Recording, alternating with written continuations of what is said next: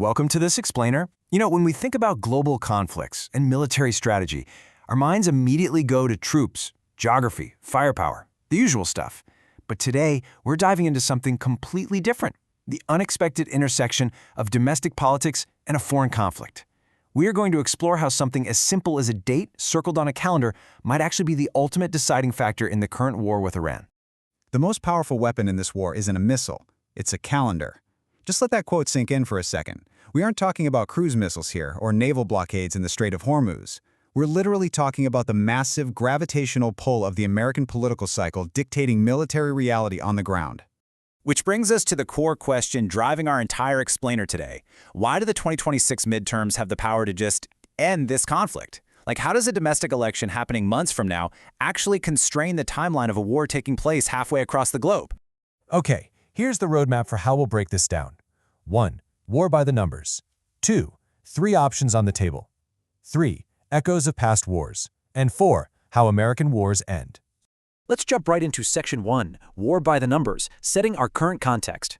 13. That is the number of Americans who have lost their lives in this conflict so far. Whenever we dig into geopolitical strategy, it's absolutely crucial we ground our analysis in the real, human stakes. These aren't just abstract political maneuvers on a chessboard. There are real costs here, and that casualty number hangs super heavy over the administration's current policy. And those costs, they're translating directly to the public. Polls are consistently showing majority opposition to this conflict right now. Actually, to put that into perspective, the approval rating for the current war is lower than the approval rating for the Iraq war at this exact same stage. That is wild. This war is deeply, historically unpopular with the American public. So what's driving all this unpopularity? Well, it's basically a perfect storm of compounding pressures. Consumers are feeling the sting of rising gas prices and global economic disruption. It's hitting their wallets directly. On top of that, the mission itself just keeps shifting. And legally, Congress never even authorized this war. The administration has been relying on existing authorizations for use of military force, which is a pretty untested legal basis in court. Because of all this, we're seeing major pushback from both sides of the aisle. You've got Democratic lawmakers criticizing the legal framework and Republican senators like Rand Paul actively pushing back against ground operations. All of these pressures essentially crash head-on into the congressional dynamic. Right now, the administration has a Republican House, but polls are suggesting Democrats could take the House in the November 2026 midterms. If that happens, the entire dynamic changes overnight. A Democratic House could just flat-out refuse to appropriate funds for the military operations. They could hold aggressive hearings, issue subpoenas, basically making the war the central issue of governance in 2027. All right, that brings us to Section 2. 3 options on the table. Let's look at the administration's choices. Because of these immense domestic pressures, the administration is essentially boxed into 3 distinct paths before the election. Option 1, escalate decisively before November. Launch Phase 2, get Iran to agree to a deal, or fully reopen Hormuz, and then campaign on strength. The catch? Iran has to play along and collapse on schedule, which they aren't doing. Option 2, declare mission accomplished regardless of the reality on the ground. Just pull back and claim the nuclear program is destroyed. Or, Option 3, keep the war simmering right through the election. Moving on to Section 3, Echoes of Past Wars, some historical analogies. Now, these options aren't just being pulled out of thin air. They actually map perfectly onto the historical conclusions of past conflicts.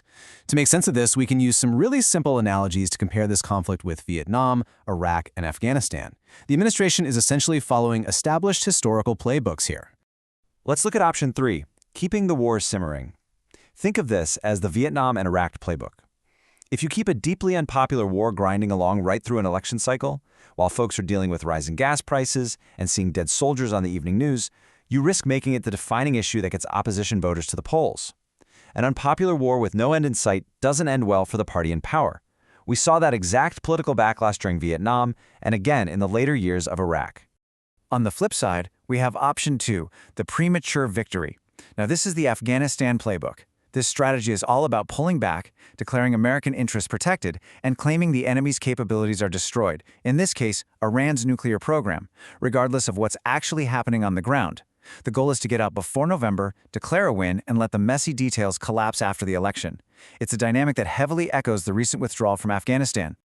So these options create a ticking political clock, forcing the administration's hand into very specific windows. If they want to escalate, they've got to do it in the May to June window, far enough from November to actually show some results. But if they want to de-escalate and run the Afghanistan playbook, they need a deal by the August to September window, so it's fresh enough to campaign on.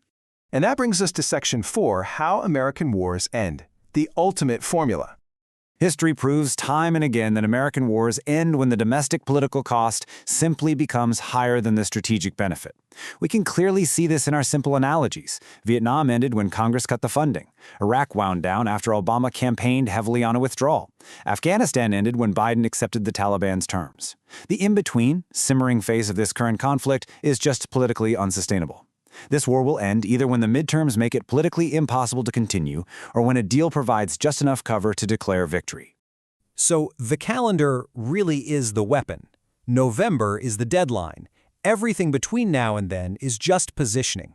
Keep a close eye on those May and August windows, because when the political cost inevitably outweighs the strategic benefit, how will the current administration choose to stop the clock?